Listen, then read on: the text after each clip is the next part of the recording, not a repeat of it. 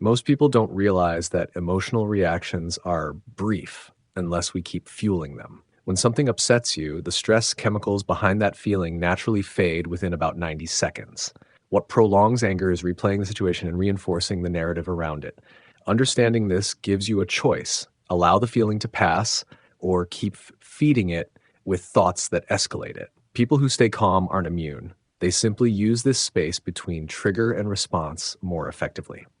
A common misunderstanding is believing that others can push your buttons. No one controls your emotions unless you hand them that power. What feels like a button being pushed is usually an unhealed wound or a personal value being violated. When someone triggers you, instead of reacting automatically, pause and ask what the moment reminds you of. Often, the reaction belongs to an older memory, not the present situation. Recognizing this shifts you from being reactive to being the one steering your emotional state.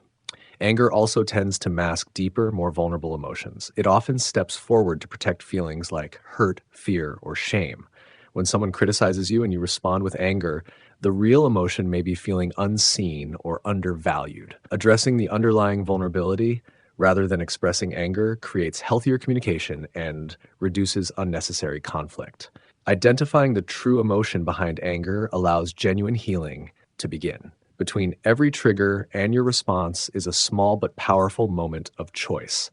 Most people aren't aware of this gap, but it's where emotional control actually lives. Before reacting, ask yourself what response you'll be comfortable with tomorrow. This simple pause shifts you from impulsive reaction to intentional action. It's the difference between being controlled by circumstances and navigating them with clarity. Another helpful approach is activating your observer self, the part of you that notices emotions without becoming them. Instead of judging or suppressing feelings, you observe them like passing weather. This reduces emotional hijacking and helps you choose responses that align with your values rather than your impulses.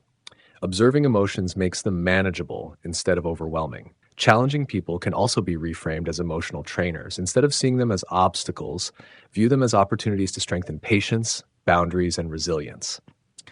This perspective removes personal drama and clarifies what each interaction is teaching you. Difficult people reveal areas where growth is needed. Healthy boundaries help protect your energy without cutting people off completely. Clear, respectful communication lets others know what you can and cannot accept. Boundaries help preserve emotional capacity rather than allowing frustration or burnout to build. They ensure you remain helpful without being overwhelmed. Sometimes the best response is a strategic pause. Taking a short break to reset prevents emotional escalation. This is not avoidance, but intentional regulation, allowing conversations to continue productively once both sides have regained clarity. Finally, knowing your emotional triggers prevents unnecessary conflict. Triggers often follow patterns rooted in past experiences.